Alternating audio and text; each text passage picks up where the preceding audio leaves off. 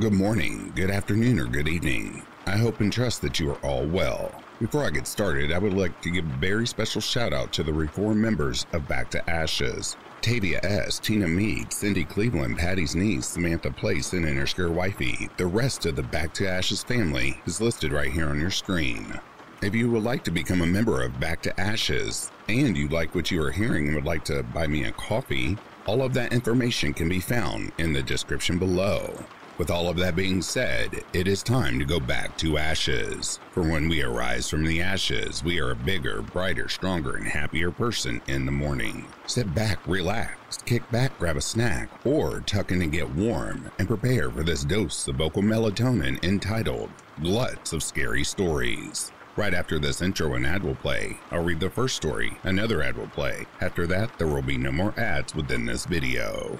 Side note, you're in for a treat because all of these stories, right after the first two, are really long. Please enjoy this lengthy dose of vocal melatonin.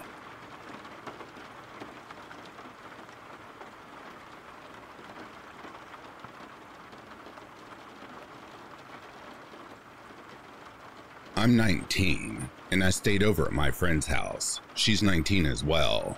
She has a small bedroom in the back of her house. We were watching a movie in there when she fell asleep. I continued watching the movie until I heard her say, "He's here."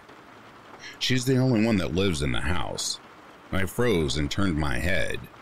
When I saw that she was still asleep, I thought it was a joke or just her having a nightmare. A few moments later, she said, "He's in here." So I told her that this wasn't funny and she needed to stop. Suddenly, I heard the front door lock rattling. Immediately, I shook her awake and asked if she was expecting anyone. She said no and went to the bedroom door and locked it. I called 911 as we were waiting. We could hear this person rifling through the drawers. Then, the house got really silent. The footsteps stopped. We waited a few seconds and wondered if he had left. Suddenly, the door began to rattle as they twisted the door handle. Suddenly, a voice said, "I know you're in there. Let me in. I just want to talk." My blood ran cold when we realized who it was. It was this man from the local store. He'd always been flirting with my friend, and she always turned him down. He was greasy and weird. He would always try to smell her hair. When she didn't respond, he started pounding on the door and screaming that she needed to open the door or he would kill her. We heard the sirens coming down the road. He tried to sprint away, but the cop hit him with his car when he ran across the road. We ran outside to see what happened. They detained him and took him to the hospital. As the cops looked through his vehicle, they found a knife, tape, a roll of plastic, and rope in the trunk. Less than a week later, at the trial, he pled guilty and told the court what he planned to do that night. He said he was tired of her refusing to go on a date with him. He decided that if she wouldn't go out with him, then she wasn't going to go out with anyone. He was planning to kill her that night and bury the body. I guess he didn't know that she had a guest that night. If I hadn't been there, I don't know what would have happened, but I know I probably wouldn't have seen her again.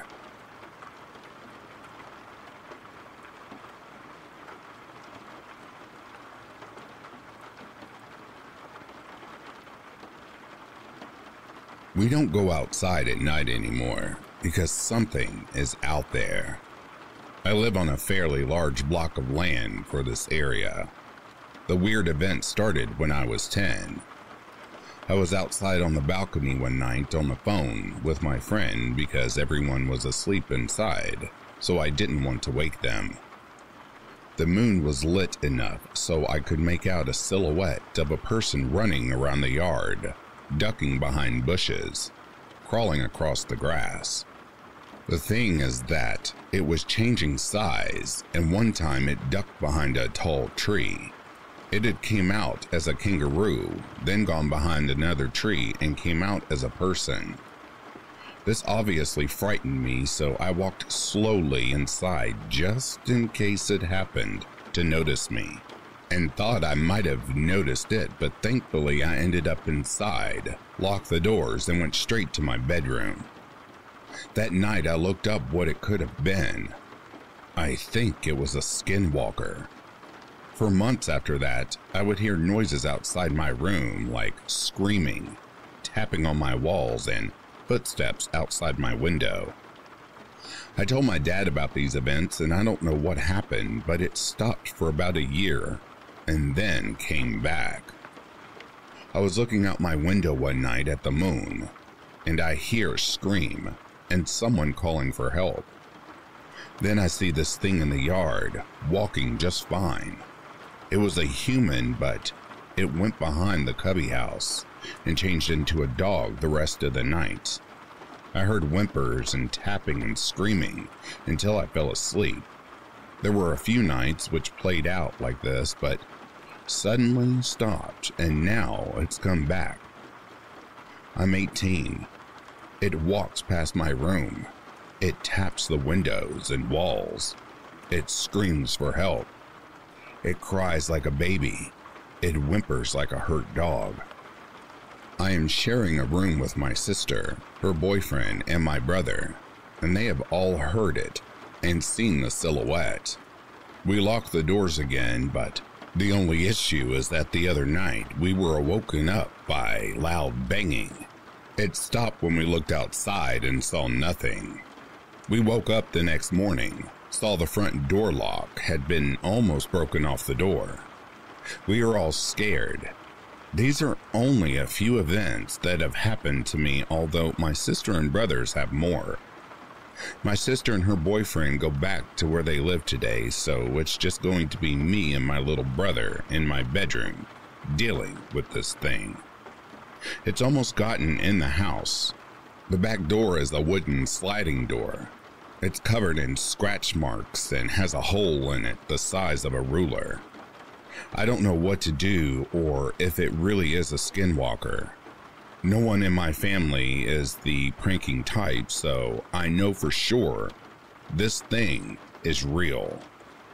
Honestly, when these things even happen, I feel so scared and frightened.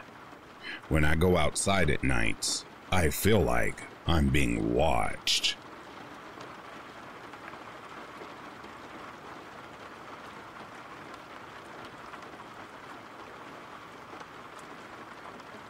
About a couple years before COVID lockdowns, my wife used to have a weird work schedule where she worked most Saturdays, so our weekends were kind of split.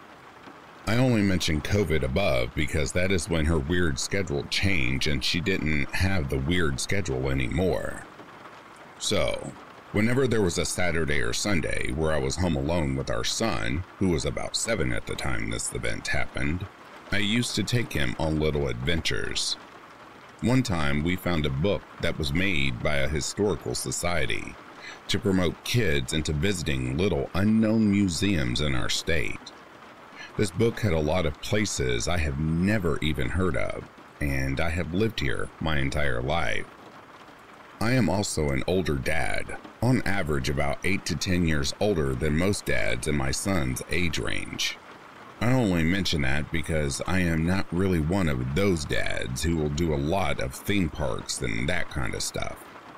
I actually don't like crowds or waiting in line, and I attribute that to being an old dad. I do love history, so when we got that book about the little known museums in the state, we set out to try and visit nearly every one. My son always loved our adventures together because we would say it was boys' day out. I guess that was to make him feel okay that mommy wasn't joining us. Anyway, sorry for the rambling, but here goes the heart of the story.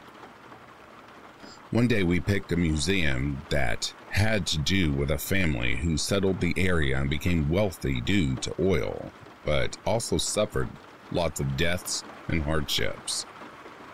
That morning I made us breakfast, and then we put on comfortable clothing and shoes and packed some snacks for the road. We arrived to the museum, and to be honest, it wasn't at all what I was expecting. The area was surrounded by massive complexes of industrial buildings, but hidden way back was this pretty big tract of open land that had a museum, a gift shop, a cemetery, and a bunch of older buildings in the grand house.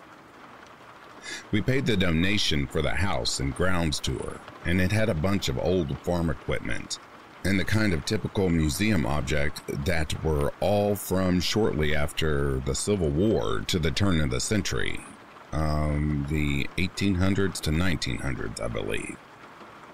We were in a group of all adults, and my son was the only kid on the tour.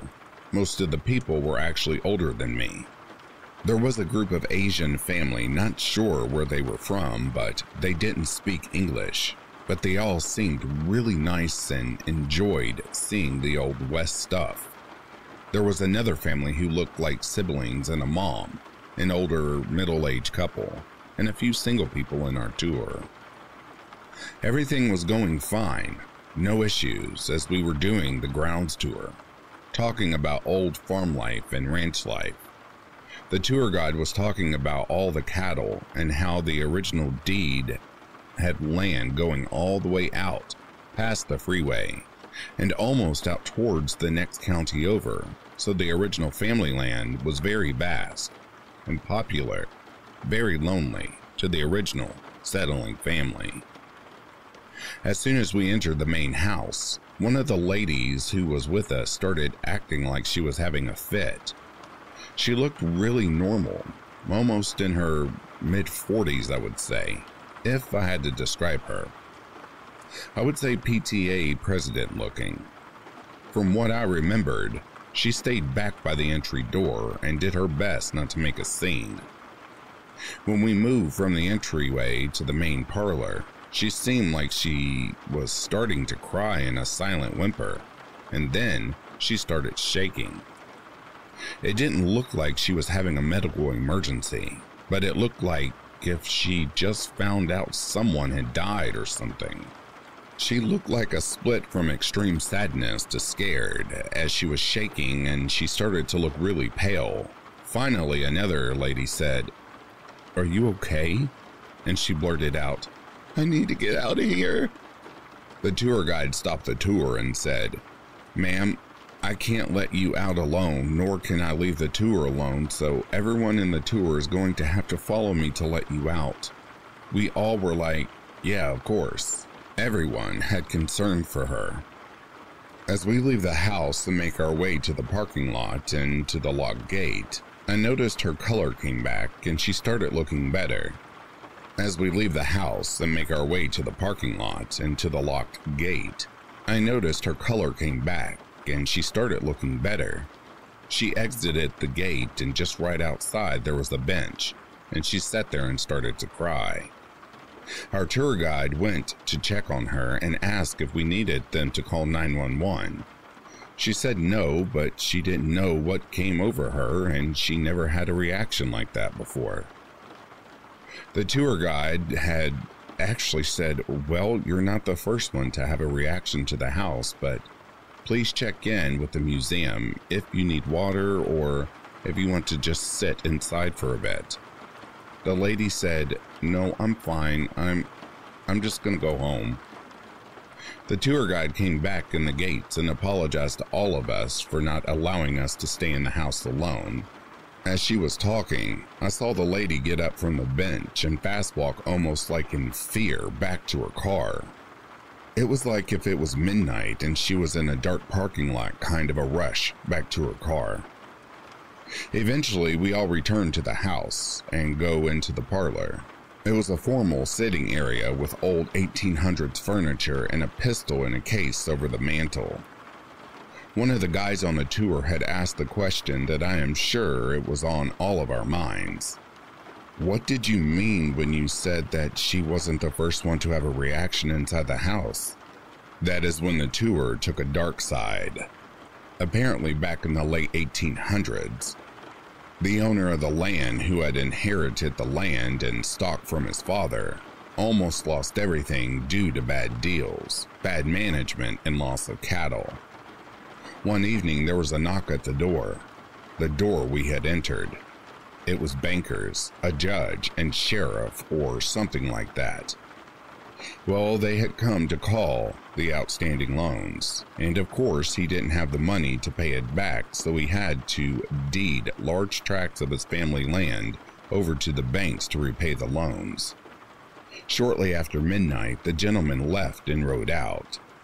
Suddenly, there was a shot heard, and the landowner had sat in the very chair in the parlor and put the very gun that hung over the mantel to his head and blew his brains out. His body was laid to rest in the family cemetery just outside the main house and adjacent to the parking lot. The tour guide also said about a decade later, when the landowner's son took over, the family land, that oil was discovered on the property, and on mostly the property that still belonged to the family. So they went from almost losing the family land to greater generations becoming very wealthy again. She also mentioned that during Halloween, they do ghost tours and then stopped talking about the house being haunted. I think mostly due to the fact that my son, who was with us, however, he wasn't paying attention and was busy looking at other things.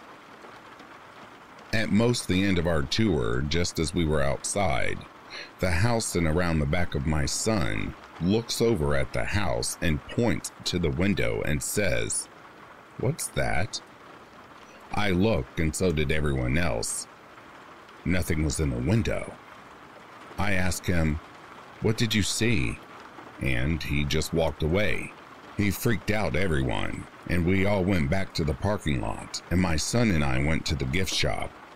I tried to ask him again what he saw, and he just said, "I think it was a pet." I didn't want to freak him out, so we just bought some old-time candy and went home. I didn't know anything about the house or grounds prior to the visit, and didn't know it was supposed to be haunted. To this day, I'm still worried about what exactly my son saw.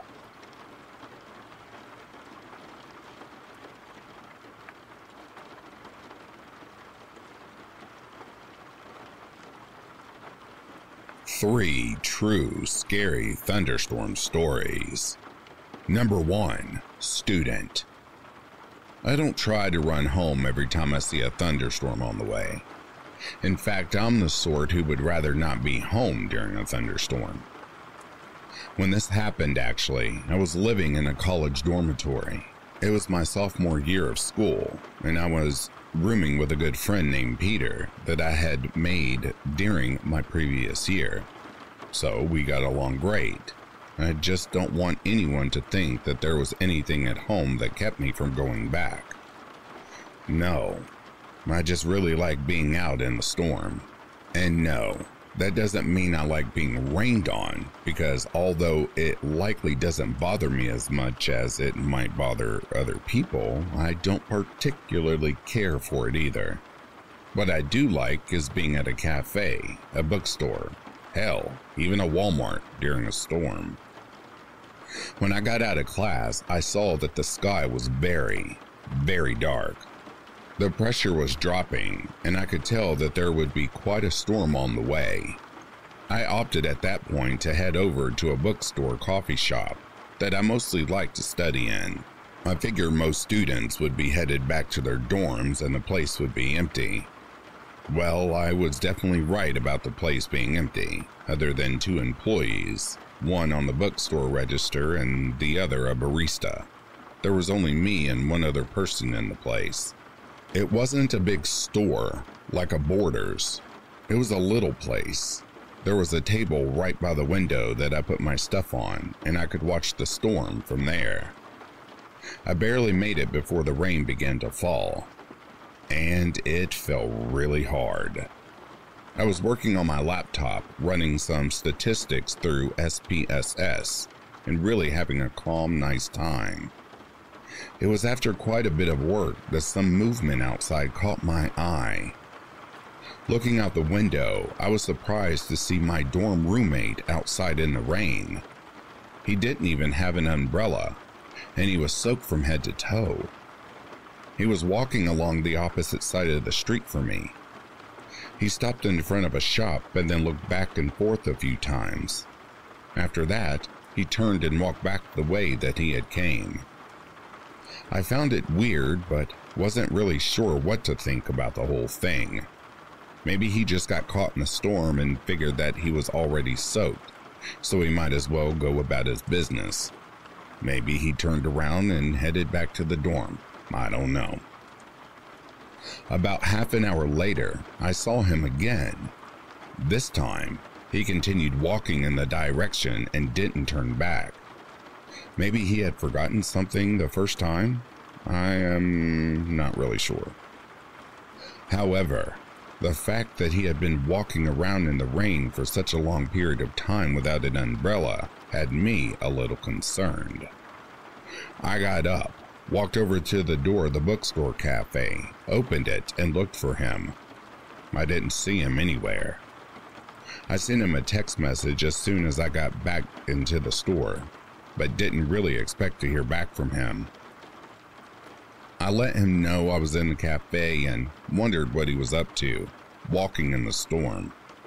If he was soaked to the bone, then it was pretty unlikely that he would be able to text on his smartphone. I put it out of my mind. After a while, the storm died down a little bit. When it stopped raining, I went and headed back towards the dorm room. The sky was still dark and it was obvious the storm wasn't over, but I felt like getting back to the comfort of my room.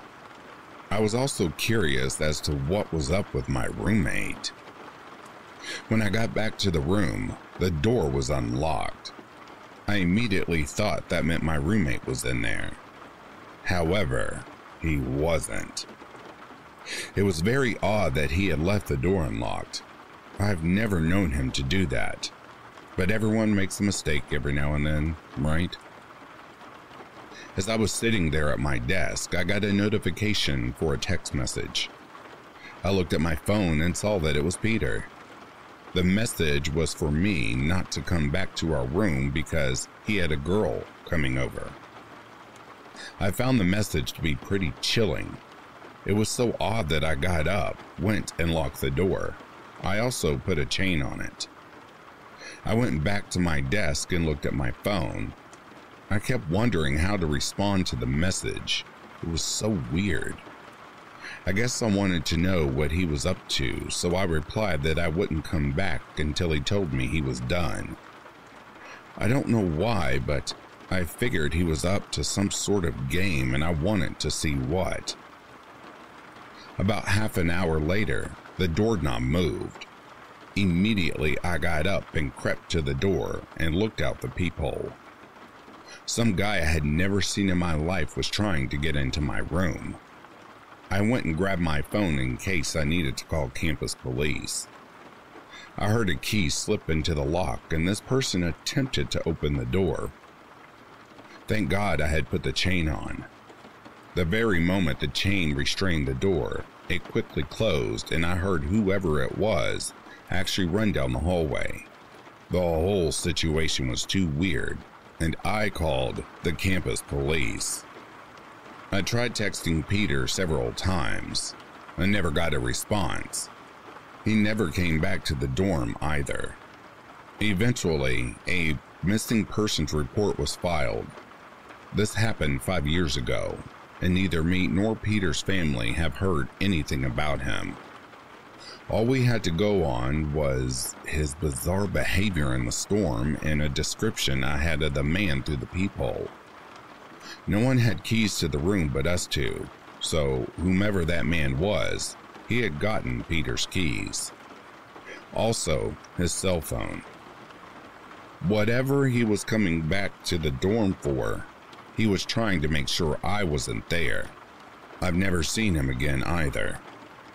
I do miss Peter quite a bit, but I also wonder if I would have disappeared too if I hadn't been so nervous that I put the chain on the door.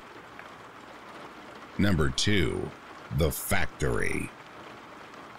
When I was a teenager, I lived quite a different walk away from school. Both of my parents also worked into the evening. I could probably count on my hand the amount of times my parents may have driven me either to or from school. I was definitely a busy kid. I was pretty active in drama at school. For my freshman and sophomore years in high school, my school would run one extra bus after hours for students who had to stay behind at school for any reason. However, right before my junior year, some budget issues forced them to eliminate certain things. This bus was deemed one of those things. You see, most kids lived in town and could walk home after if they needed.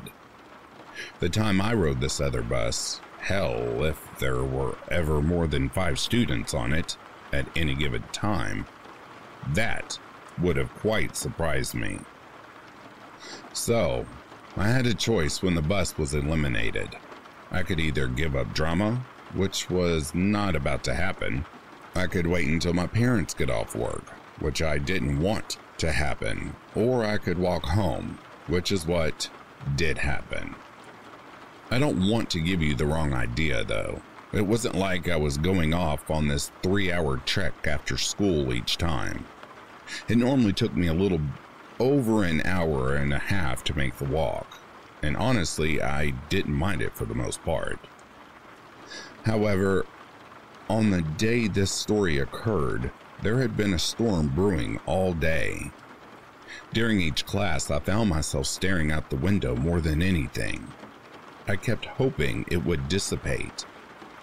When it hadn't by my last class, I had to decide whether I wanted to take the bus home and miss drama or risk walking home in the rain. Quite obviously, I chose to take my chances and walk. I felt I was lucky when I got out of drama. Although the clouds had been looming all day, no rain had actually fallen.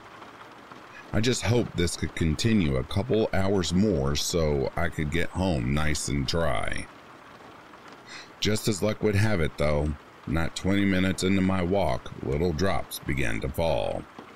When a nice sprinkle was threatening to turn into something worse, I decided to cut through this closed-off property that had an old abandoned factory sitting on it. It was not gated off, but it always had plenty of signs the property telling students not to trespass.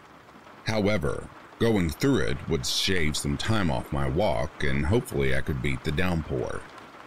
I didn't get halfway through the property when the rain really began to fall. Accepting that I would get wet, but not wanting to get soaked, I made a run straight for the factory. I was originally simply going to stand under the overhang, however. 2 things. I figured out pretty quickly that doing that would not keep me much drier, and I noticed that the door by where I was standing was broken and not boarded shut. I figured I could just go ahead and hang out right inside the door until the rain quieted down. Because going into an abandoned building never turns out bad, right? I know a lot of people get kicks from being inside abandoned buildings, but I don't quite get that myself. It was dirty, covered in graffiti with empty beer bottles strewn about. Undoubtedly, this meant it was a popular place for teenagers to go to drink. I thought maybe I'd actually see if some of my friends might be interested in doing this. It was then that I thought I heard something coming from inside the factory. Immediately after, there was a deafening crack of thunder. I heard it, but didn't give it much mind at the first time. But then, I heard it again. It sounded like something was moving in an adjacent room. I told myself it was likely a snake or a rat, but I also realized that the storm was rather loud, actually. Whatever I was hearing was definitely bigger than that. I continued simply running back into the storm. It was really coming down now, however. I would have been soaked in an instant. And for all I knew, what I was hearing was probably nothing big. Hell, it may have even been a cat, and I decided that it probably was a feline. There was another ear-destroying crack of thunder, and then I definitely heard what sounded like an awful moan or something. I thought that I must have wandered into something I probably wished I hadn't. I almost thought about leaving and going into the rain, but when I heard the noise again, I decided to follow it and see what was going on. Wow, my heart was beating so hard as I walked around the corner. I saw the open door to the room, and after taking a moment to catch my breath, I turned the corner and looked in. I was freaked to see a girl about my age in the room. Her hands and feet were bound, and she had a gag in her mouth. She looked at me with pure terror on her face. After taking a moment to recover, I ran over to her and began untying her. When I ungagged her, she gave me a hug like she knew me. She then got up and insisted that we leave the building right then. I tried to get her to explain, but she ran past me. We both ran into the rain, immediately getting soaked. We were closer to the school than my house, so we ran back there when she called the police. The girl had been abducted by 3 guys about my age. In fact, 3 guys who went to my school. She didn't know why they had left her there in the factory, but they tied her off and dropped her off there. She was expecting them to come back for God knows what, but I guess fortunately I got there before them. I don't want to really go into what happened afterward. Although no one was physically hurt, the girl was seriously mentally hurt. However, no one was punished for what happened either. I hate thinking about that. Number 3, the boogeyman. Kids always find people to which they ascribe attributes that come purely from the imagination. I think most people make up stories about people that they really don't know, and most people don't ever find out if they are. When I was growing up, there was a man who lived across the street. No one really knew much about him, or at least we didn't know anything real about him. He was sort of the neighborhood boogeyman, but it was quite understandable if you looked at his house and his behavior. The house was old. It hadn't been painted in forever. A few of the windows had old plastic coverings on them, which had been there for a long time. His lawn was dead. It was mostly dirt with a few scraggly bits of vegetation here and there. There was a dead tree in the front yard, and an old tire strangely hanged from its only branch. For the entire time he lived there, it was always there. Of course, no kids had ever played on it, since kids would rarely even dare to go into his yard. In addition, there were some old toys and decorations in the yard. An old tricycle was on his porch. There was a plastic reindeer lying on its side, and there were more things like that in the yard. The man's name was Mr. Ryan. I am not aware of what his first name was, because at the time I would have never even wondered what an adult's first name was. He was an older man, probably in his late 60s. He was bald except for a little bit of gray on the side and back, almost like Patrick Stewart. However, Mr. Ryan was not affable like Patrick Stewart. He always looked especially mean, and I could never imagine anyone wanting to approach him. He never talked to anyone, rarely left his home. We all assumed he was retired. Naturally, there were all sorts of stories about Mr. Ryan. The most popular one was that he had killed both his wife and son many years ago. He had gotten off on a technicality and was ostracized by the community. I doubt this was true though, as I had only heard it from other children and never an adult. People would often hear sounds of banging and power tools when they walked by his house. Often this would be at night while there was a blue light shining from his windows. odd that a man would do that sort of work in the middle of the night. But of course, we didn't know what kind of work it was because he never talked to anyone. When I was 12 years old, I was a latchkey kid. One day, the school bus dropped me off when a thunderstorm was looming. Quickly, I ran into the house and locked the door behind, mostly happy that I was not getting wet. About an hour later, the storm finally broke. It was almost like it was a nightmare, but it was occasionally lit up by a bright flash of lightning, followed by a deafening thunder. I don't know if 12-year-olds is too old to be afraid of thunderstorms, but I know that I was pretty scared. I always locked the door when I got home. I got on the couch, wrapped myself up in a blanket, and tried to simply watch TV and forget the fact that it was storming outside. Only maybe 20 minutes after the storm began, the lights and TV flickered before the electricity went out. The house fell silent. I was terrified, but I kept telling myself that there was no issue. I don't know exactly what made me do it, other than the fact that people sometimes feel a tendency to check outside when the electricity goes out, to see if it is just them or the entire neighborhood. But I got up the nerve to get up and walk over to a window by the front door.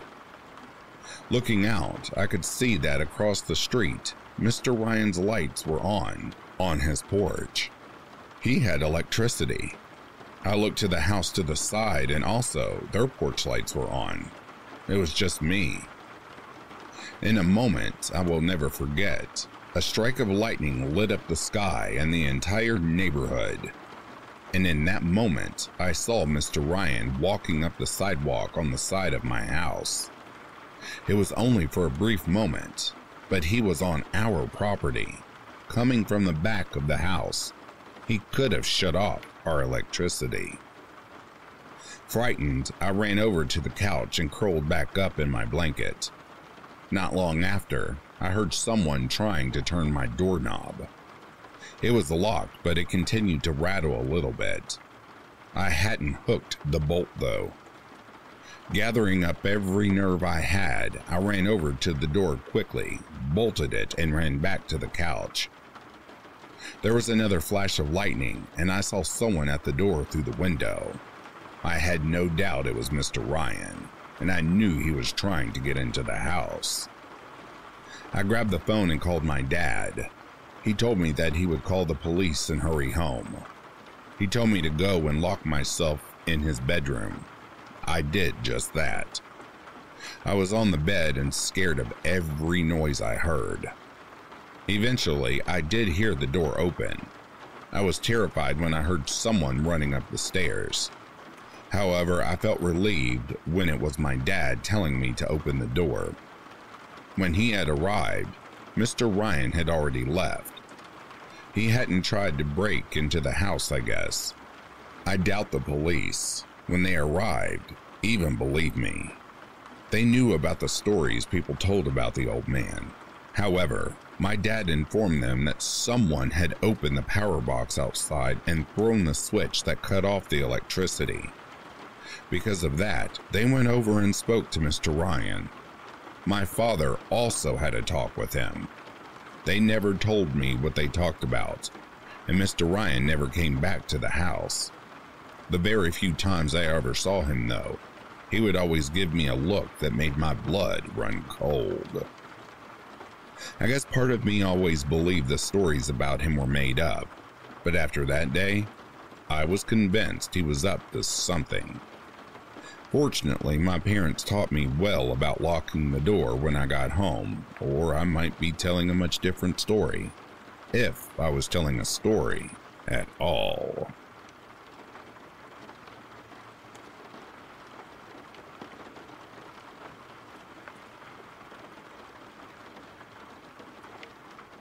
My friend works for the city's CCTV archives and has seen some disturbing things. I hadn't seen Mike in a few months. He'd been buried in work, and our usual weekend nights out had about disappeared. Then he called me on a Thursday and invited me over for drinks. I jumped at the invite, but took note of how depressed he sounded on the phone. By the time I got there, Mike had already started drinking and was slurring his words. A dark cloud seemed to hover over him, which got worse as he drank. I finally asked him what had been going on with him. Mike turned darker, afraid. He said it had to do with work. I never really knew what Mike did for a living.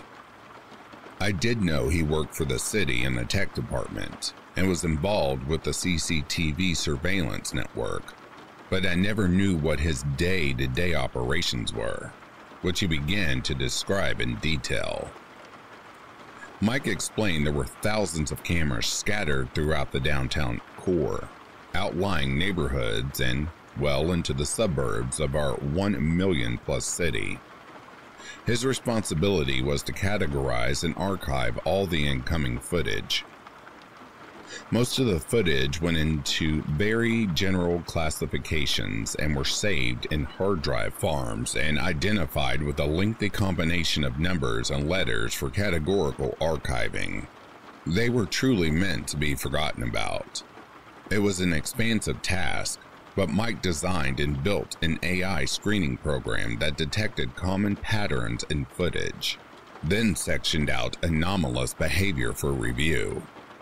The vast majority wasn't noteworthy, something like 99.99%. Then there was the 0.01%. The car accidents, assaults, swarmings, sexual assaults, abductions, murders. Those went into a special archive for use in criminal investigations. And then there was the 0.0001%. They were held in a classified archive and contained footage capturing events that for all accounts were unexplainable. This was called the Tartarus Archive. I looked up the word Tartarus after and discovered it was one of the darkest, deepest prisons from Greek mythology.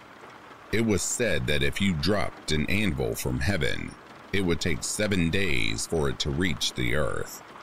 It would take another 7 days for the anvil to reach Tartarus.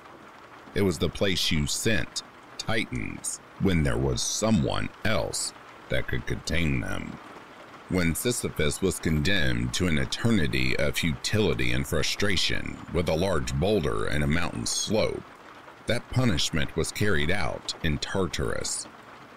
As it turned out, the name was quite fitting to the archive's growing contents.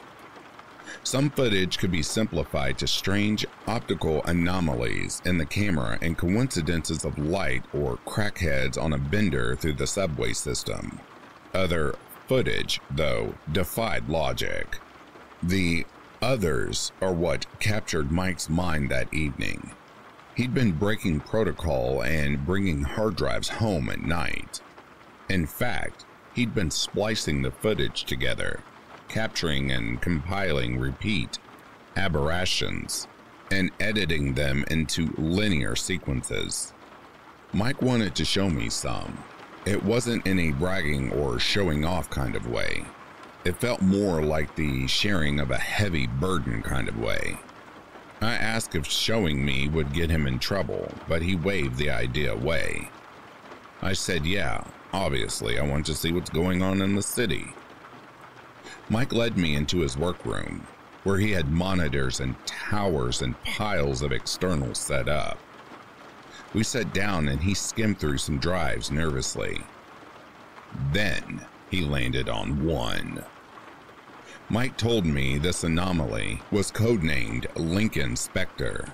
He pressed play. On the largest screen, black and white footage started up, showing Lincoln Avenue, one of our less attractive downtown streets, at 3 a.m. The camera angles showed the length of Lincoln Avenue as it led into the downtown core. The street appeared empty and quiet. From a side road, a woman emerged, walking towards the camera. As she approached the intersection, she turned her shoulder and appeared to scream. The woman took off, sprinting past the camera, which cut to a new, wider angle from another camera across the street. We watched the woman running frantically, seemingly being chased, but she was the only one on the street. There was no one else anywhere around her. The woman kept screaming as she ran, and the cameras kept following, cutting between different CCTV angles. We watched as the woman was chased into the middle of an empty intersection. She fell, then cowered as if something massive was standing over her. The woman's neck stiffened, and she began to levitate off the ground. Her body looked like a rag doll as something lifted her by the throat until she was floating a dozen feet above the ground in the middle of the intersection. Then the woman's head snapped to the left and her body fell back to the ground. The video ended and went black. I sat shocked. Mike saw my expression and said, "You ain't seen nothing yet." I asked him if it was real, if what I saw was unaltered, was raw footage. Mike said all he'd done was put the clips together. None of the content had been touched. He told me he found out the incident ended up being described as a hit and run, and the case was left figuratively open for more evidence to amass, which it never would. The department kept the footage hidden, claiming it was a camera malfunction.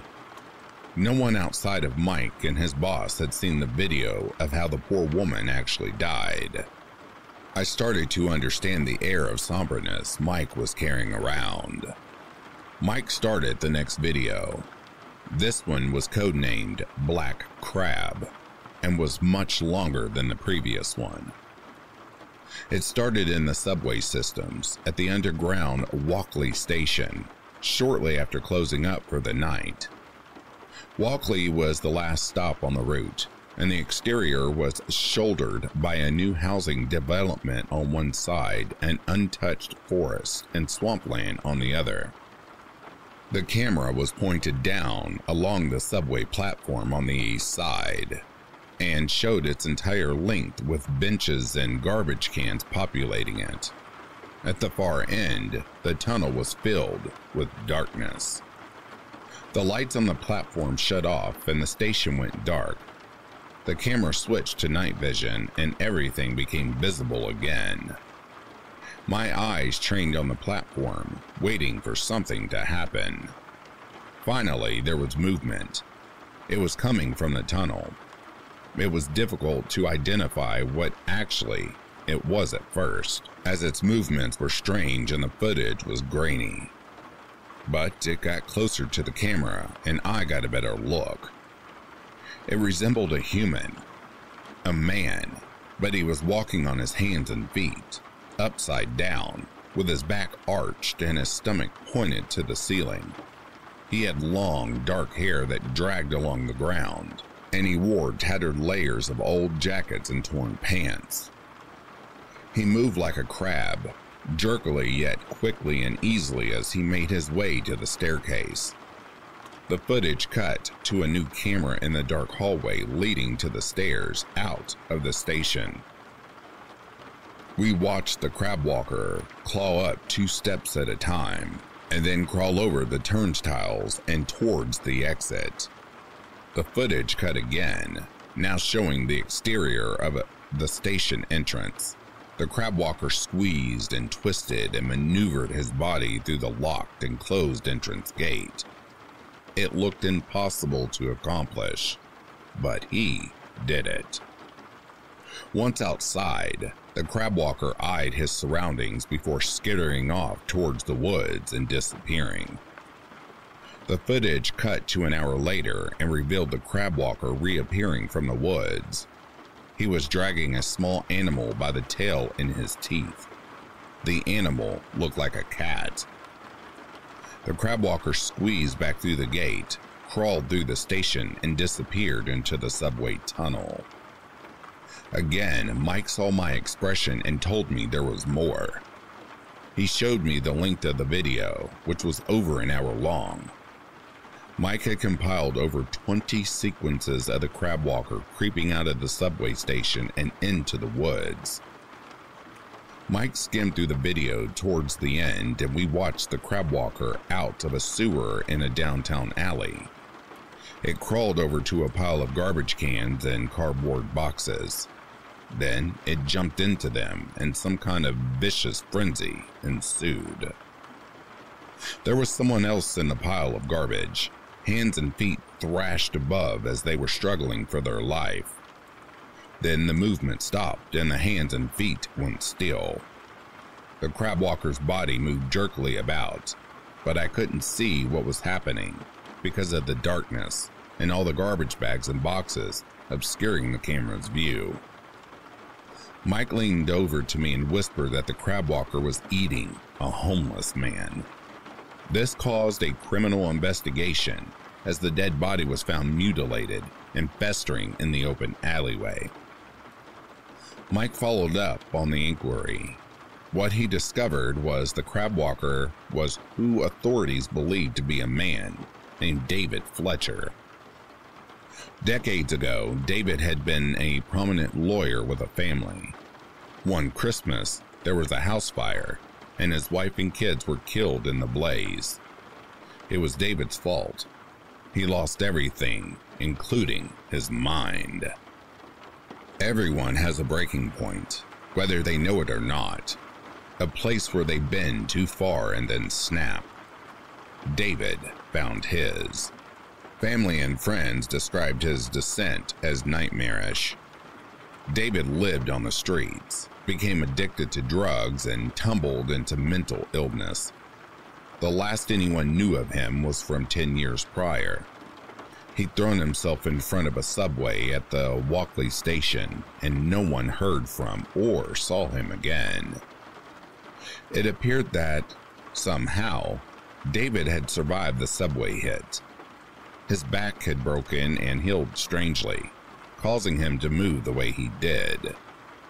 He'd adapted to the new posture and lived in the darkness of the subway tunnels, finding sustenance from drain water and the wild animals he caught. That was what Mike found out, at least. But then he said that was just the answer the investigators gave in Discovery. Who knows where the truth lay? Mike said there was always an answer for the videos he saw. Whether the answers were true or not, no one knew. But the ones that had to become public all needed explanations, however absurd. Either way, David was never found and didn't reappear on the subway footage. Mike plugged a new hard drive in.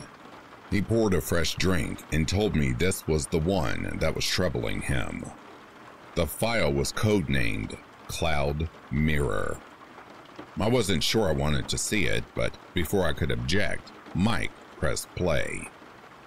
All the monitors lit up with footage from different intersections downtown on the exact date and time as each other.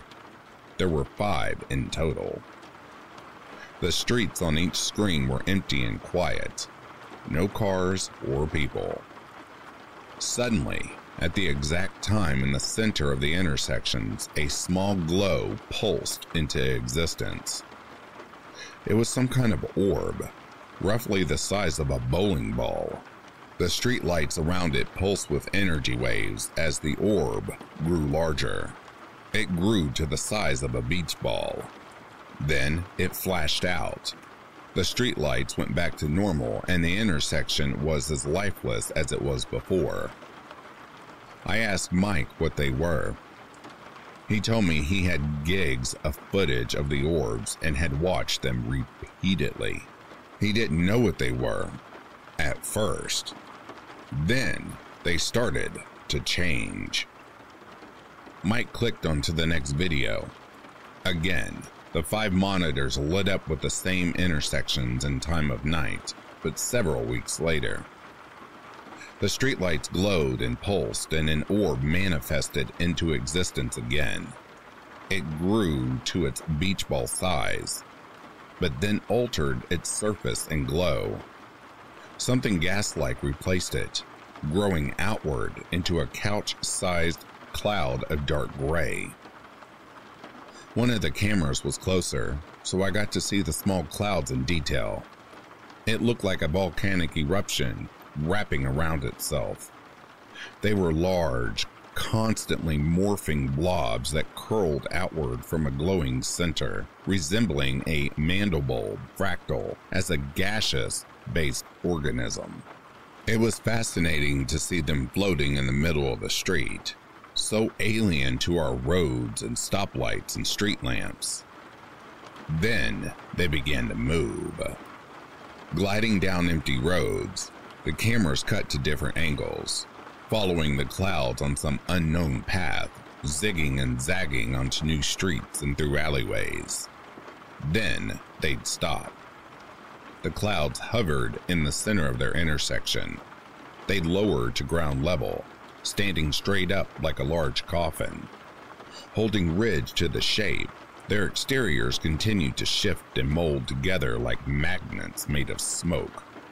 Something on one of the monitors caught my eye. Down the street, people appeared. They'd seen the cloud and were walking towards it. The group looked drunk and fascinated by the floating entity, so much so they were approaching it.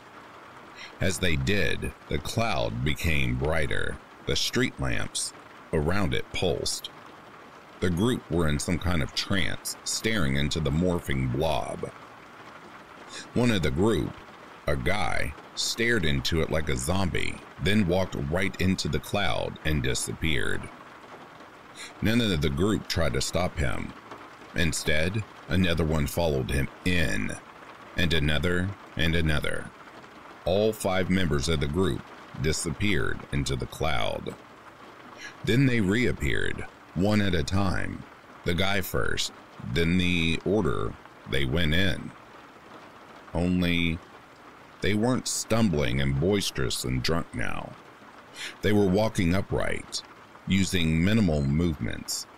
They formed in a perfect 5-person circle for several seconds over quick words, then turned and all went in separate directions. Their strides, arm swings, and speed all matched. Another monitor showed a similar situation with a larger group of people, lost in reverie as they marched, one after another, into the cloud. Each monitor showed the same thing now. People entering the clouds and coming back out. Different. Mike stopped the video. I asked him if he'd shown this to anyone else.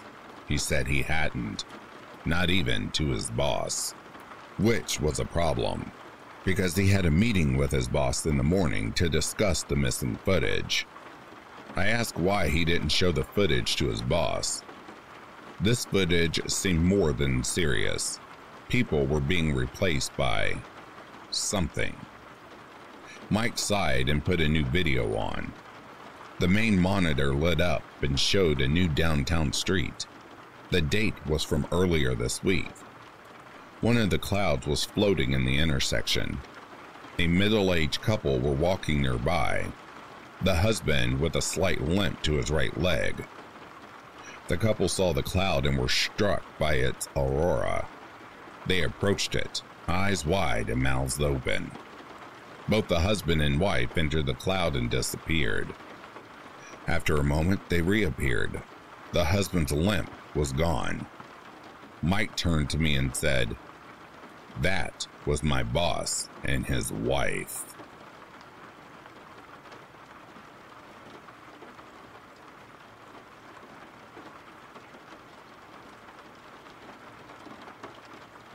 Tristan found it hard to leave everything behind to move to the greenhouse. Somehow he found it exciting, imagining his new school, his new town, and the friends he might make. Still, Tristan's heart hung heavy. He left behind everyone he knew. What felt like every memory he had ever made was in that town. Suddenly, a flashback of him learning how to ride a bike in the driveway, followed by another when he was around 3 or 4. Mom was trying to explain to him what the moon was one night when he couldn't sleep. Tristan's eyes began to water, but he refused to cry though. He didn't want to upset his parents. His dad said, "We're here, champ." Tristan snapped out of it, getting out of the car and standing in front of the greenhouse for the first time. An unsettling feeling came over him. The house looked smaller in person. It looked older than in the pictures on the List a House, Buy a House app. Even the green seemed more depressing. It was darker and less appealing. Maybe it was bigger inside. Nope. Now looking over the house with the app open on his phone, Tristan could see how they used angles to make everything look bigger. Of course, his parents came and looked at the house in person, which was nice. He figured he just needed time to settle in. The family had spent most of the day moving furniture and unpacking. Tristan thought his room looked like his room, but it didn't feel the same. Tristan flopped down on his bed, exhausted, mentally, emotionally, and physically. His mom peeked in the door. "You okay, bud?" "Yes, Mother." "Mother? That sounds weird. Don't call me that." "As you wish, Mother." Mom sighs. "Okay, you goofball. We're gonna hit the hay. We got an early start tomorrow." "I love you, Mom." "I love you too, honey. Good night." "Good night." He had a restless night, lying awake with his thoughts. He had seen it right when he started to drift off to sleep. What was it he thought? A man. There's a man in the corner of the room. Tristan jolted to his feet. "What the Where am I?" he said out loud. "Am I dreaming?" he thought. Everything is so realistic. It looked to be a post-apocalyptic wasteland, but in black and white. Upon closer inspection, Tristan realized, no, not in black and white. Everything is covered in dust or ash. The wind suddenly hit Tristan in the face. It was freezing and smelled of rot and decay. The sky began to clear. Tristan was on a bridge in a small town overlooking a bigger city. The sky was a weird mix of red, purple, and green. He had no idea if the sun was setting or rising. In his mind, Tristan already knew he wasn't dreaming. After all, when do you smell things in your dreams, see things vividly, and have cold air? No. This was nothing like a dream he had experienced before. On the other hand, there were no other reasonable explanations. He had to be dreaming. Had I woken up to the world's end? Am I dead in this hell? Tristan wasn't perfect, but the worst thing he had ever done? Getting into a fistfight with Dax Johnson in the 8th grade. Everybody knew Dax deserved it. He had been picking on Tristan since the 5th grade.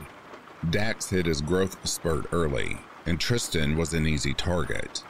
Nobody expected Tristan to hit his growth spurt over summer vacation, but when he did, Dax was small compared to Tristan. Tristan just ignored Dax, and Dax did the same. One day, Tristan saw Dax picking on a 7th grader. And, well, long story short, everybody learned that day Tristan was a force to be reckoned with. Tristan snapped back. I gotta be dreaming, he thought. All right, focus. Wake up. Wake up. Wake up, he screamed. He tried hitting himself, pinching himself. Nothing. Nothing? Nothing. What the hell was this? Tristan was infuriated now. What is this? How is this? Where is this? Tristan's thoughts raced. The man in the corner of my room. Did he have something to do with this? Tristan stood at the edge of the bridge. The riverbed lay dry below. Tristan thought, if I jump, I ought to wake up, right? Right? Just as Tristan mustered the courage to jump, a beastly voice came from behind. I wouldn't do that. What? Silence. Okay, I've gone crazy. That's it. Complete bullshit. Tristan, believing that he was hearing voices, now ready to jump again. Out came this beastly snarl. Your funeral, kid. Tristan now knew he heard a voice. Who's there? Again the beastly voice. You don't deserve to know my name. What the actual F is that supposed to mean? Tristan thought to himself. Okay, what do I call you? More silence. Look, I don't want to talk to you either. I just want to know, where am I? Or what is this place? How did I get here? Or why do you care if I jump? The beast. I don't care if you jump. Go ahead, little one. Jump. Tristan, now more confused than angry, began to look around to try and pinpoint where the voice was coming from. Then why would you stop me? More silence. What happens if I jump? Will I die? At least tell me that much. Yes. How about asshole? Yes, I'm going to call you Just then, Tristan's mouth disappeared. Completely disappeared. He couldn't speak. Everything went completely dark. He couldn't see, but he could sense that there was something or someone directly in front of him. He felt like he was suspended in space. You could now feel Beastly's voice rumbling across the land. I wouldn't do that. Tristan could pick up from how the sound echoed that he was still on the bridge. Compared to you, I'm a god. Tristan hit the bridge's asphalt hard, knocking the wind out of him. Gasping for breath, he now realized his mouth was back. Cold and terrified, Tristan ran to the closest building.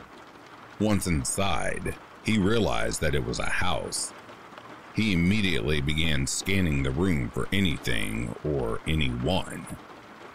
I need to hide, he thought. Tristan dashed for the nearest door and flung it open. It was a closet. No. I need a weapon. I need to put some space between me and whatever the hell that thing is.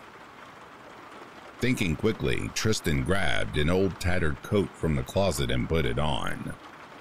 He ran outside and began running as fast as he could away from the bridge. A few blocks away and after a left turn, Tristan was out of breath. His lungs burned. He stopped and sat within an entry archway of an old brick building back against the door. He needed to recoup his energy. Something flew fast over the building. It screeched as it went by. Tristan began pushing himself to his feet and then froze, sitting silent. That wasn't Beastly. No, this was something entirely new. A whisper came from behind the door. Don't move. It flew by again. Just as it completed the pass, the door opened, and a hand pulled him inside.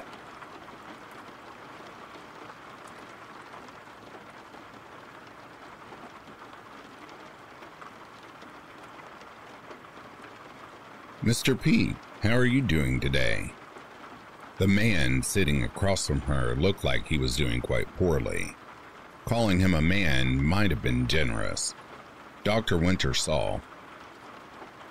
He was a large teen, probably still in high school, but his face bore the look worn by inmates on death row. Though filled with melancholy, he had none of the trappings that usually accompany children in their late teens. His arms bore none of the self-harm scars Winter usually found. He wasn't festooned in dark colors or piercings, and even his haircut was unassuming. Still, something seemed to hang around him like a smog cloud, and Winter was curious to find out what it was. I've had a pretty unique childhood, and there are some things I'd like to get rid of. I've talked to people who say you're legit, and I'm hoping you can help me. Winter nodded, rising as she made him a cup of tea. Winter cherry, ginseng, and something known only to her created a heaty brew in her nose as she filled the cup. When she handed it to him, some of his despair melted away. He took a careful sip, wincing as it burned him a little, but smacked his lips appreciatively. You'll have to tell me where you get this when we're done. I think this is the best tea I've ever had. It's a special blend, she said, picking up her notebook as she took up her own cup of tea and had a sip. Now, why don't you start with what you'd like to forget? I guess it all started about 7 years ago when I lived with my uncle on his estates. My uncle was kind of a weird guy. I lived with him for 2 years after CPS took me away from my parents. My parents were not what you would call reliable caregivers. They were way more interested in pushing dope into their veins than caring for a child. So I was bounced around between family members after the state finally took action. Thankfully, I've got a pretty big family, and most of them are pretty reliable.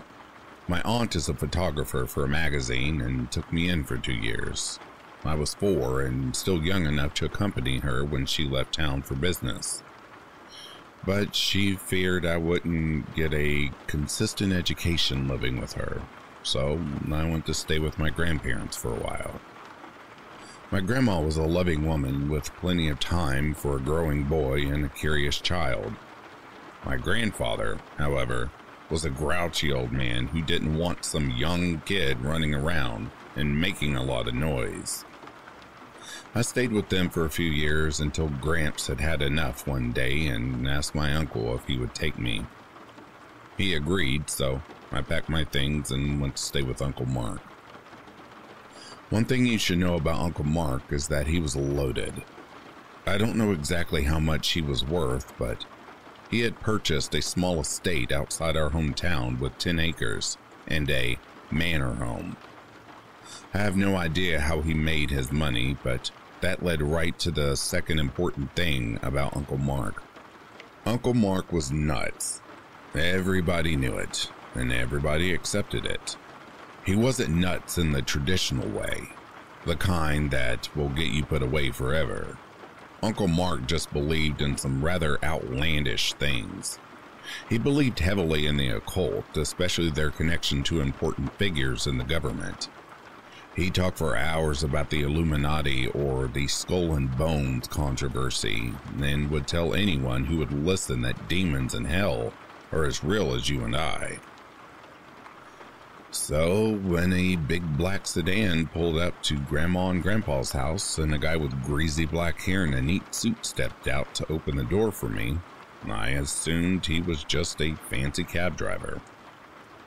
The man identified himself as Cassius, and it turned out it was Uncle Mark's right-hand man. The drive wasn't long, but it seemed to last longer since Cassius said nothing. We turned off the road and I could see Uncle Mark's mansion as it rose above the trees. It had once belonged to a general in the Civil War. My uncle told me multiple times, and he had spent a fortune restoring it to its glory days. People were milling about when we pulled up. and I pressed my nose against the glass as I counted about 10 men and women in sand-colored robes, going about different tasks. "Who are they?" I asked, nose still pressed against the glass. "They are your uncle's disciples. He's gotten quite a following in our community, and some people like to live close so they can receive his wisdom." I had about 1,000 questions, but Cassius was around the car and opening the door before I noticed he'd stopped the car. He showed me inside, and the house looked like a museum more than a home. The more I saw, the more excited I became. It looked like a house from an old movie, everything being lacquered wood and old soft furniture. A fire was burning in the grate, and I could see more of the robed people as they cleaned. I had thought maybe there were a few families here, 5 or 10 people at the most, but the more I saw, the more I realized there were more people here than I had imagined. We went upstairs. Uncle Mark wanted to have a look at me, and then Cassius pushed open the doors to my uncle's library. I got my first look at Uncle Mark as he sat in his element. He smiled and welcomed me warmly to his new home. "It's good to see you, my boy. I'm glad we can finally speak candidly." I had only met Uncle Mark a handful of times, but I know my dad was a little bit scared of him. He said Uncle Mark was always into weird stuff while they were growing up, and if a smack addict is afraid of you, there's got to be a pretty good reason. The few times I'd met him, he seemed like a nice enough guy. Uncle Mark always asked me weird questions, like if I could read or if I could see strange things. But I always figured he was just having the same problems my parents were. Dad said all kinds of weird stuff when he was high, so I assumed these interactions were normal. Living with Uncle Mark showed me that these things were only normal for Uncle Mark. I tried to pay attention as my uncle told me about his home, but I couldn't stop looking around at the mountain of books that surrounded us. I had taught myself to read, though my mother had helped me a little. It gave me something to do while my parents lived in a warm haze. I loved books, and I was a voracious reader. I wanted to explore this place filled with new experiences, but I had begun to notice that many of them looked strange. Quite a few were written in languages I couldn't read, but that made me want to learn all the more. "You like books, do you?" he said, and his laugh was rich and genuine. "Seems you and I share a similar desire for knowledge." I turned back to him, afraid of the coming slap or the yell that would ring through my head, but he just smiled at me, no clouds darkening his mood. I think I truly saw him for the very first time then. He was dressed like a sultan, his white robes covered in strange symbols, and his pointy shoes up on an autumn. He was drinking something from a real glass and being attended to by a few of the people I'd seen in the brown robes. He told me he had been looking forward to meeting me for years, and it was the first time I think someone other than my aunt had been genuinely happy to have me around. I told him we had met a few times before, but Uncle Mark said he had been waiting to meet me properly. "Your father and I really got along, but I could tell that you were a little brighter than your parents. They kept you from me because they feared I would tell you the truth. I'm glad you finally found your way to listen." That was the start of my education. Uncle Mark and I talked a lot that day, and he explained what he wanted for me. Uncle Mark had created a paradise for himself here, but it had come at a price.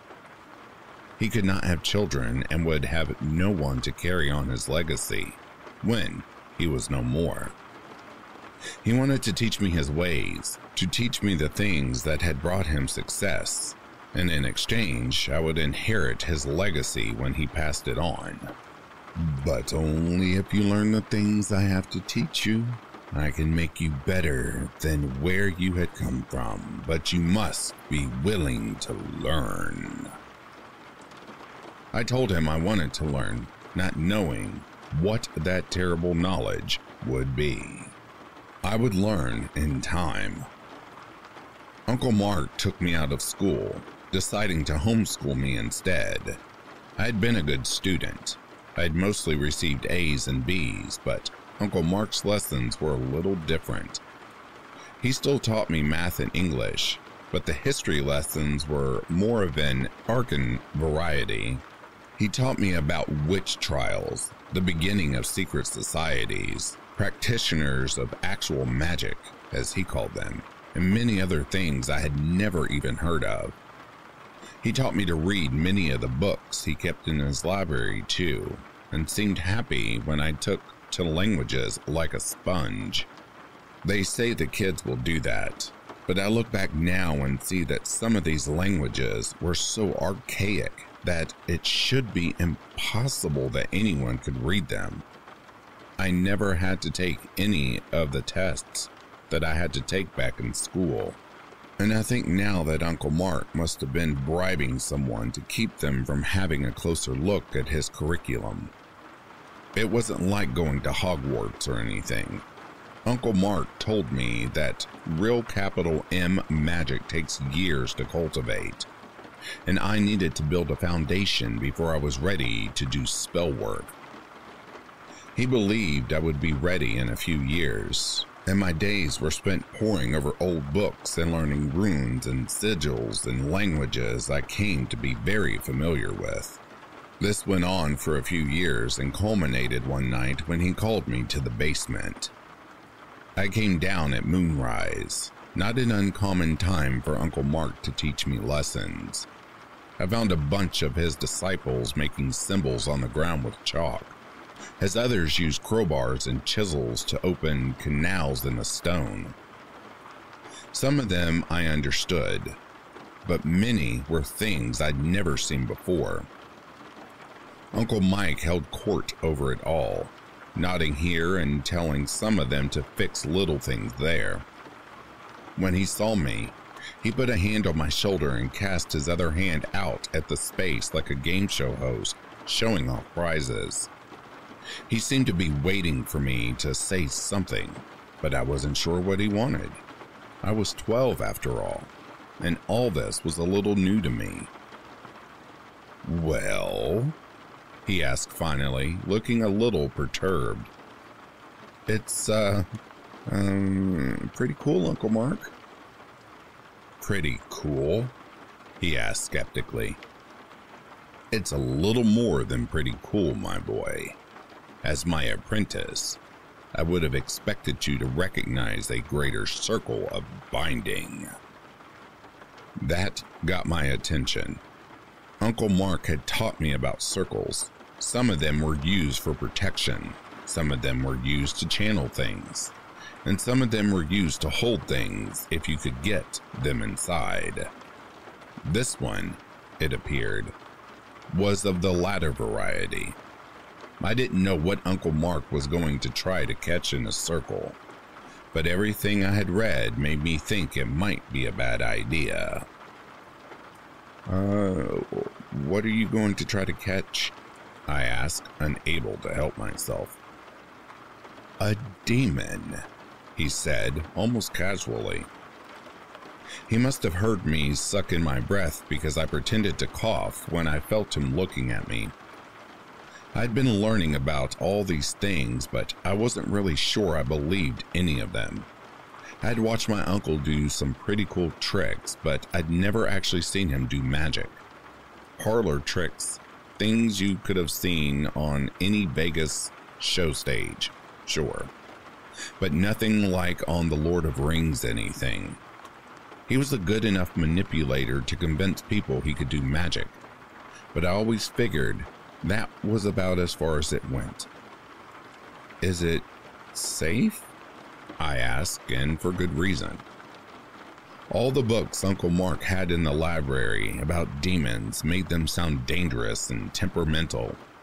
Priests sometimes banished demons back to their plane of existence, and warlocks sometimes pressed them into service, but demons were strong and usually best left alone. The idea that my uncle wanted to trap one made me very uneasy. "You're with me, boy. There's nowhere that could be safer." But when he said it, his hand tightened a little on my shoulder, almost painfully. Uncle Mark had never been cruel to me, but I knew he could turn mean if the mood took him. I had seen him yelling at some of his followers, even seen him hit a few of them, and I knew enough to know I didn't want that anger turned onto me. I shut my mouth, nodding along as I agreed with him. Uncle Mark had always been careful up to this point, but the sudden desire to show his power in some grand gesture was not what I was used to. Most of this probably had to do with Samuel. Samuel had been one of Uncle Mark's oldest followers besides Cassius. He acted as the representative between my uncle and his disciples. But lately, something had changed. He had begun telling people Uncle Mark was a charlatan, and they should follow him because since he had the real magic, Uncle Mark could have thrown him out, but that might lead some credence to Samuel's lies. My uncle lived comfortably here with his servants, and losing them might cut into some of that comfort. Thus, Uncle Mark would have to prove his powers. I watched as his disciples worked, observing in silence as Uncle Mark corrected their labors. The circle was made of different items, each ring a collection of something unique. The inside ring was silver, his followers heating the metal as they set it on the floor. The middle layer was gold, and they poured the molten liquid right into the stone ring. It was crisscrossed with veins of silver once it cooled, and gems were set into the hardening ooze at key points. The outer ring was the oddest of all, a circle of frozen water that seemed ever on the verge of sweating back into liquid state. The combination of elements was impressive, but I couldn't begin to understand how they all came together. "When do you think you'll trap it?" I asked, watching the rings come together. "Tonight, I should think," he said, smirking at me like he just told the most outrageous joke. "So soon?" I asked, hoping I had misheard. Uncle Mark's face grew stern as he watched them at their work.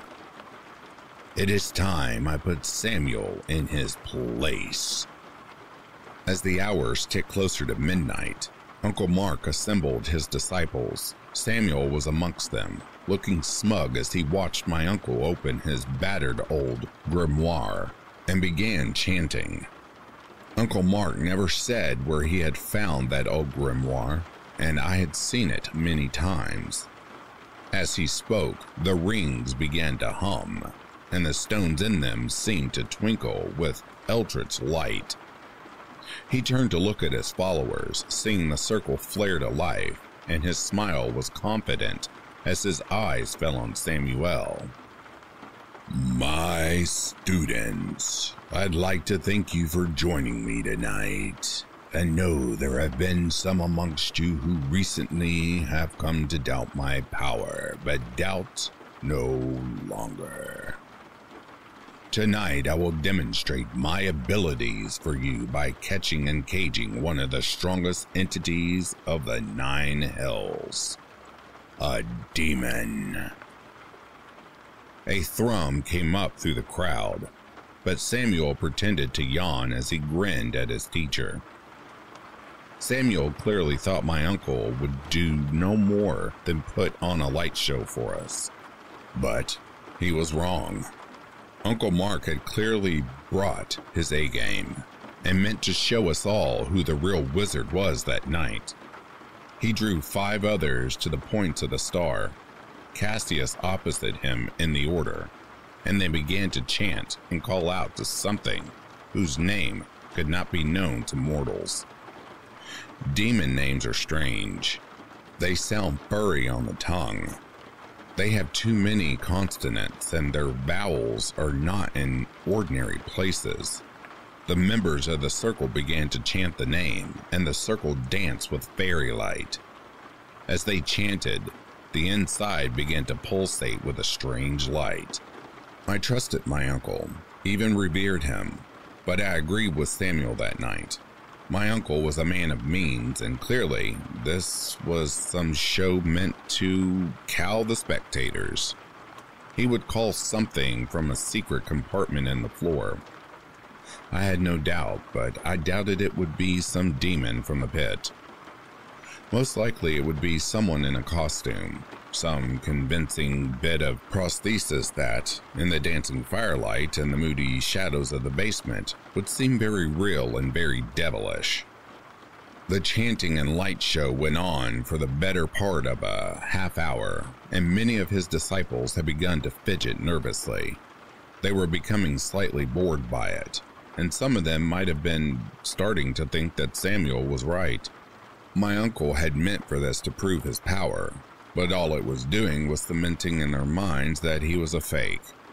Samuel seemed unbothered by any of this. He stood with his arms across his chest, smirking at my uncle as he dared him to do something besides stand there and embarrass himself. That was when my uncle obliged him.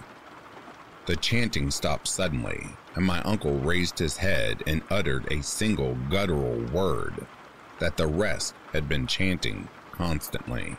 It fell confidently from his mouth, and there was no slur or hiccup in his pronunciation. He spoke it with a practiced tongue, and it seemed to vibrate the entire room as he uttered it. My leaseful Rhine. Suddenly, and without warning, an unearthly scream echoed across the chamber. In the corner of the circle, a creature that defied logic had appeared. It was a man-shaped but bestial-formed. Its head appeared to be that of a bulldog, but there was no happy, laughing face on this one. Its body was something like Arnold Schwarzenegger in his prime, set onto the torso of a silverback gorilla. It had 4 massive arms, 3 huge legs, and a set of wings that seemed to crackle against an invisible dome as they attempted to unfurl. It was the color of molten cheese baked into a cheap pan, and its skin seemed to undulate like a living sore. That's the closest I can come to describing it. Its dimensions and form were not of this world, and to try would be to do it a disservice. As the creature loosed another of those unearthly screams, the disciples fell to their knees and began to pray to my uncle to save them from this abomination. Worry not, he said smugly. He cannot hurt you. I have trapped him inside a greater circle, and he is mine to command. The demon flexed its arms, ready to test this, but as I watched, its eyes seemed to dart around the room as if it were counting. The demon relaxed when it saw how many were assembled, glaring at my uncle as if he were the most audacious thing he had ever seen. I didn't trust its sudden helplessness, and wanted nothing so much as to tell my uncle to release it before something terrible happened. I wish now that I had, despite the beating it likely would have earned me. Are you he who is known as Marcus Page? The demon's voice was deep and dark. My uncle had to still himself to avoid the shudder that tried to ripple up him. Do you see that? He asked his disciples. Even the demons of hell know me. Whether the demon agreed to the statement or not, it remained quiet. It sat in the circle, folding its legs as it hunkered in the circle's confines, glowering at my uncle. Its dog face was filled with rage, but I sensed a quiet patience in it. The demon was a being of the burning hells, an immortal creature of another plane. It could wait for my uncle to die if it needed to, and I think it knew this. As I turned to ask my uncle something, I was suddenly aware that a small throng of disciples were around him. Samuel was amongst them, confessing his sins to Uncle Mark and telling him how sorry he was that he had ever doubted him. My uncle played the magnanimous Guru, but I could tell how much he ate this up. Uncle Mark was wise, but also had a deep reservoir of ego that enjoyed being placated. He generously forgave him, telling them how they knew better now, and sent them off on their assigned tasks. "Cassius, you may take the next watch of this one," he said, indicating the demon. "My young ward and I will take the first. Come by sunrise and bring your wits. He may try to trick you and gain his freedom." Cassius said he would be there at dawn, and as they left, my uncle and I found ourselves alone with the creature. Uncle Mark said nothing the whole night. He walked around the circle, observing the demon from every angle. He seemed in awe of its own darling, not quite believing it had worked. The demon studied him as well, its piggy eyes glaring at him with hatred. The creature's intentions were clear, and I feared what it would do to Uncle Mark if it ever got loose. I was still young enough that the thought of my own death was laughable, but Uncle Mark had been so kind to me and given me so much that the thought of something happening to him was truly upsetting. As the three of us kept our vigils, the creature turned its attention from my uncle to me.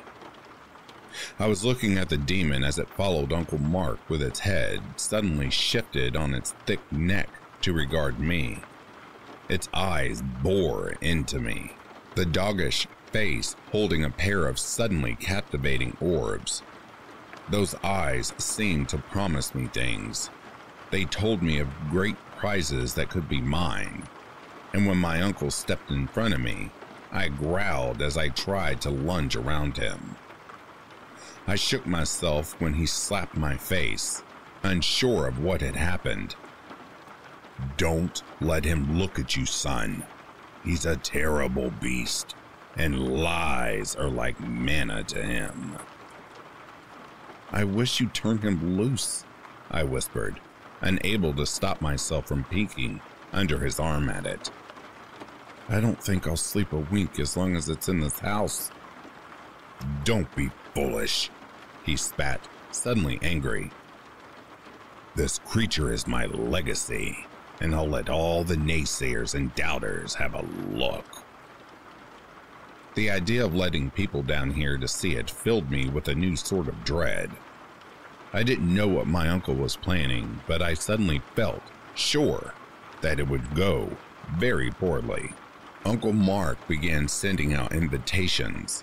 Not emails, not phone calls, but actual invitations. They were these little cream-colored things with black traces around the edges, proclaiming that the holder was invited to a miraculous show. It honestly made him sound more like a Las Vegas showman than a master of the universe, but he assured me that it was how things were done in his circle. They will expect a little showmanship for what I have in store for them. He sent them to everyone, it seemed, rivals and friends alike, especially those who had doubted him. Uncle Mark had been running in the circles since his late teens and seemed to have accumulated more doubters and rivals than actual friends. Like Samuel, many looked at him as a charlatan, but he assured me he would end all that a week from now. "When you see what I have in store, no one will doubt my power ever again." His disciples set about making the house ready for guests. The rooms were cleaned, new furniture was brought in, and many little display cases were set up around the house, so Uncle Mark could show off his collection. There were wands, daggers, books, and even items my uncle claimed were enchanted.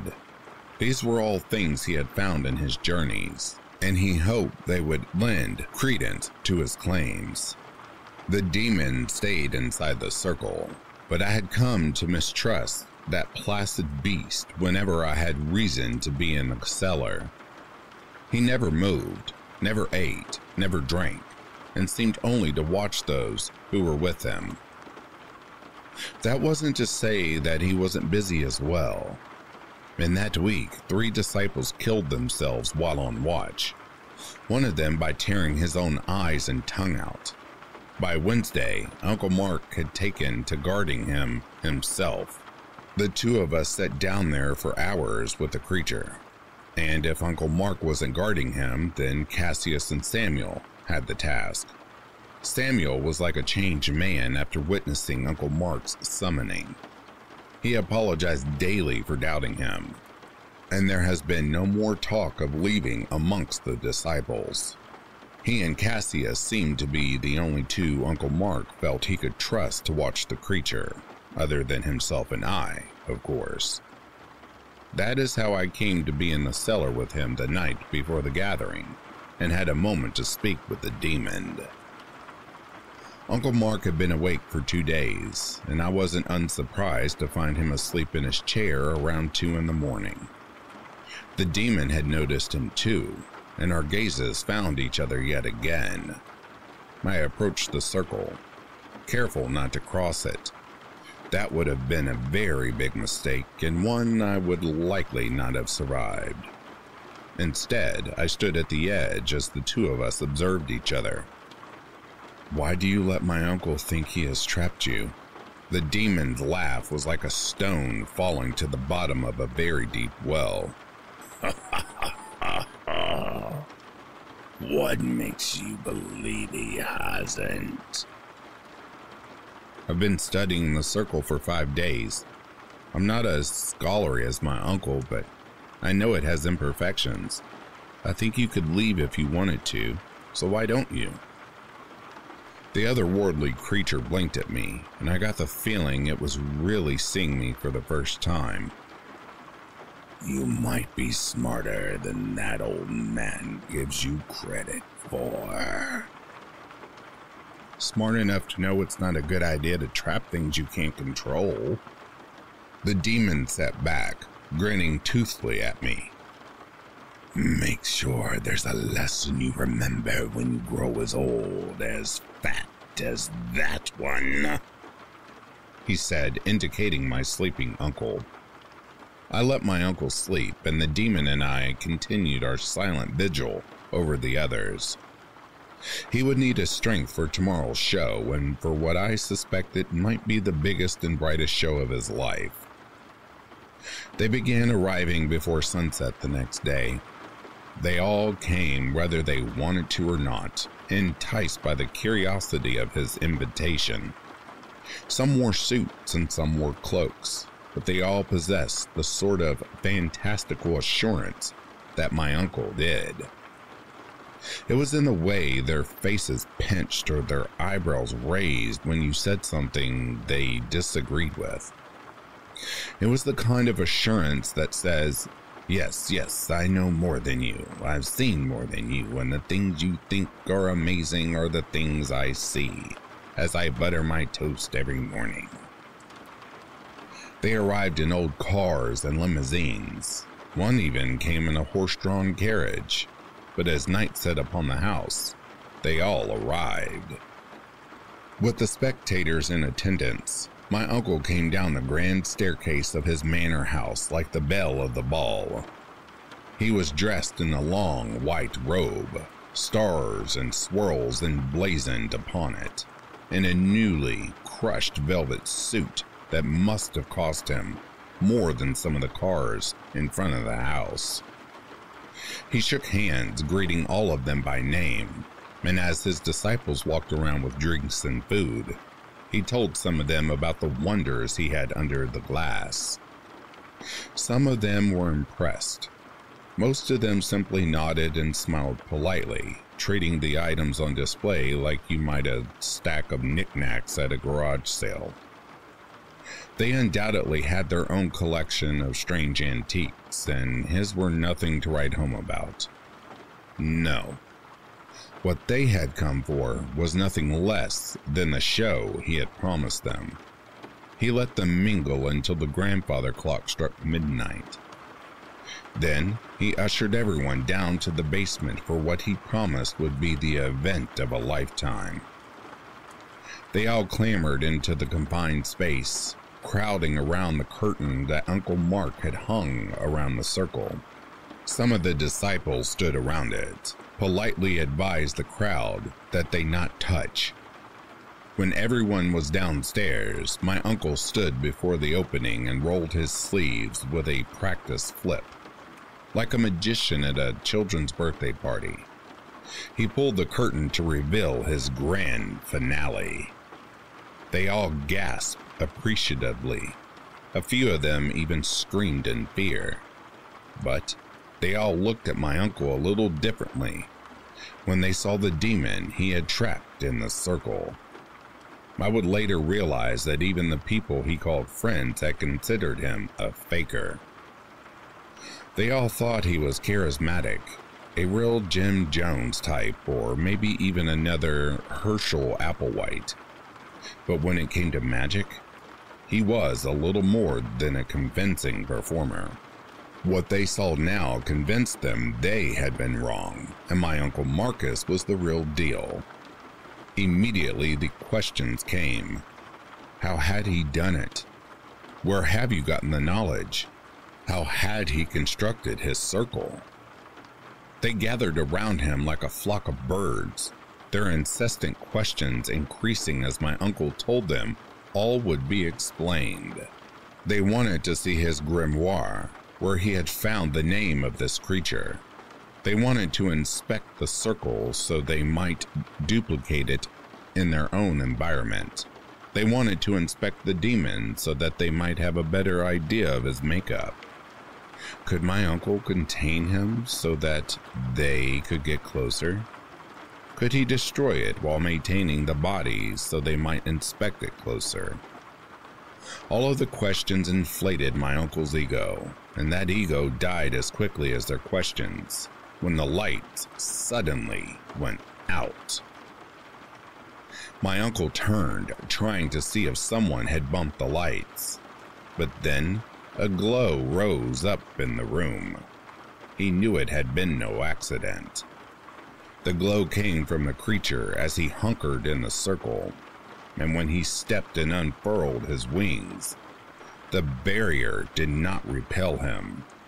Many in the crowd took a cautionary step back, but they were trapped in the basement, and all the space allotted would not save them. The demon's voice sounded huge in the small space, and every word he said will forever be indelibly etched into my memory. Perhaps I can answer some of your burning questions, it said as it stepped over the first ring of the circle. This man has constructed no circle that will hold me. This man has constructed nothing that would hold the likes of me. This man is a charlatan, just like the rest of you. You all play at magic. That's why you call it practice. None of you can grasp an iota of the divine that is stored in my smallest finger, let alone muster the power to travel from your pitiful little dimension into mine. As he spoke, he attempted to step across the middle ring. To my surprise and my uncle's credit, his foot stopped in the air for a count of 4. It was a minute thing, no more than an eye blink, but the ring had stopped him momentarily. As his foot came down on the other side, however, I knew that it had been only a piddling thing. The only thing he did correctly was to call me by name, and I will give him credit where credit is due. His pronunciation of that abysmal tone was precise and enlightening. Truly, it gives me hope for your species, though not a lot. He stood between the middle and final rings for what felt like an eternity, and I imagined that everyone in the basement was holding their breath. And why did I stay inside the circle for an underwhelming wizard for so long? Well, it's quite simple. Everyone above and below knows of the deep insecurities and deeper pride of Marcus Pate. I can assure you, you bumbling pretender. I wanted nothing more than to rip you apart and drink the squirt of mana you and your little flock have. But I realized that if I stayed and made you think I was powerless, you would draw bigger fish for my dinner. Fish with more than a splash of mana. You are all pretenders, all bubbling apprentices before the power I was weaned to. But you were also, all of you, churning with stolen power, and I will feast well tonight. He stepped over the final circle, shattering whatever protection may have existed within it. The rest is, thankfully, a blur. I was nearly trampled by the crowd as it surged around me, and as they shoved me down, I felt one of the columns in the basement bang hard against my back. I ducked down, curling into a ball as the sea of people parted around me. I was pulled and pushed, but I did not get taken by that tide. I was content to sit on my rock as the river was cut by a pike much too large to hold it. I remember the first warm splatter as it hit me. My hair was suddenly damp, and as a loud roar cut through the cacophony, I put my hands against my ears and felt my skull vibrate dully. I cowered through almost all the carnage. People fell around me, their blood making my hair and skin tacky. And there always seemed to be more. The demon moved against them like a shadow, cutting and slicing as he came, turning them into a slurry. I felt his claws slice inches from my head more times than I could count. And when the hair wafted down around my ears, I realized how close he had actually come. The 50 or so people in the basement took forever to be shredded, though I remember it seeming to end just as quickly as it began.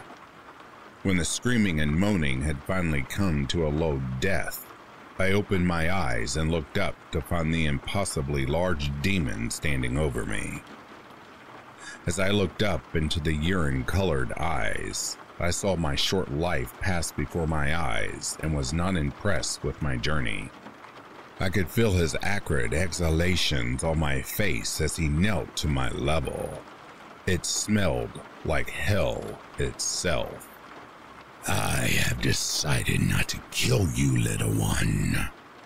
I want you to remember two things as you go about your long and eventful life.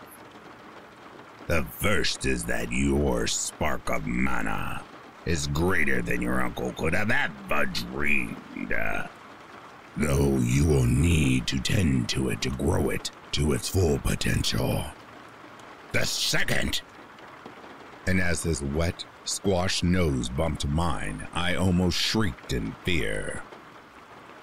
The second is that demons are not the playthings of the magically stunted. Tell them that my kind are not to be trifled with. And the next time one of you apes feels like you can stand on even footing with a demon, I will do much worse than this. He touched the column I was carrying against, and as the flames licked down it, I glanced up and saw them sprouting to the ceiling as well. This house will be ashes in less than an hour. If you want to live, I suggest you not be in it. I found myself rising, little as I wanted to, and climbing the stairs as I walked from my uncle's house. They told me later that I had burns on my feet, similar to walking through a bed of cooling ashes, but I didn't feel them while they were happening. I walked out of the house like someone in a dream, standing in the courtyard of Uncle Mark's house as the flames consumed it. I stood there until the twinkling lights of the fire trucks came into view, and the men in the fire coats led me to the ambulance. My uncle's closest neighbor was 2 miles away, but they had apparently smelled the smoke and seen the blaze from their bedroom windows. I went to live with my aunt again after that.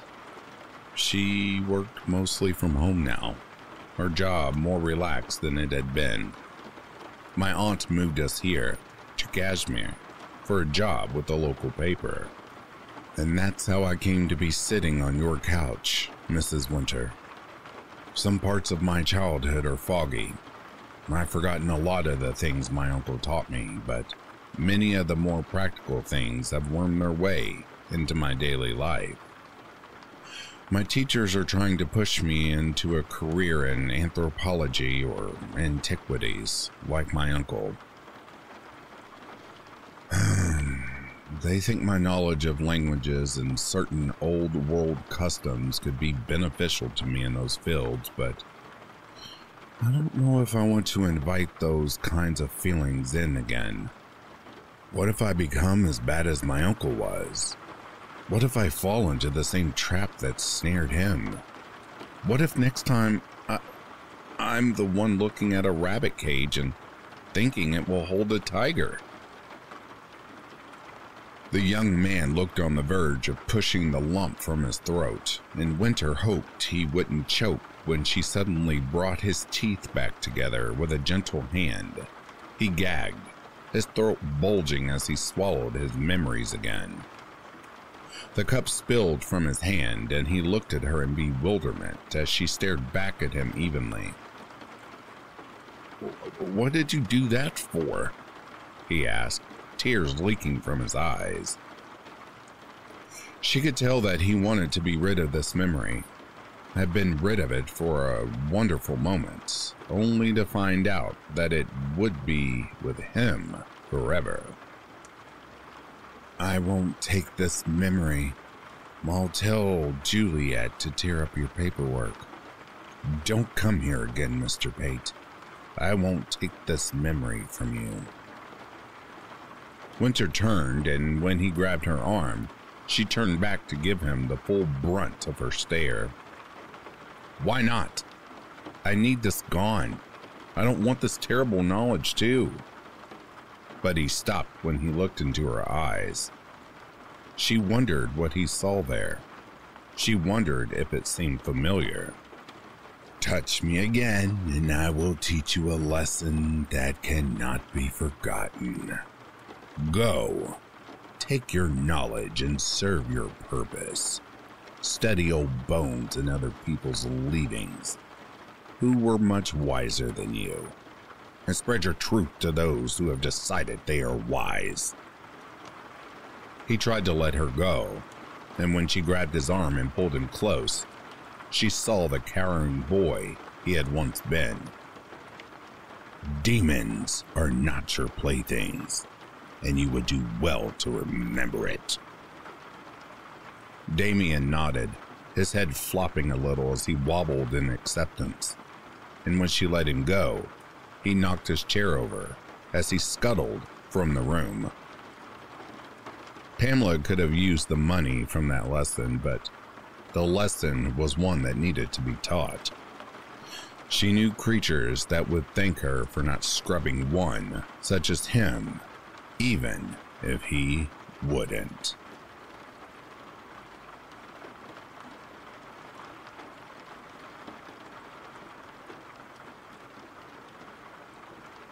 And that, dear listeners, brings a close to these gluts of scary stories. If you are asleep, I hope Slumberland is treating you kindly. If you're awake, I hope you've enjoyed this collection. Until next time, I'll read to you soon.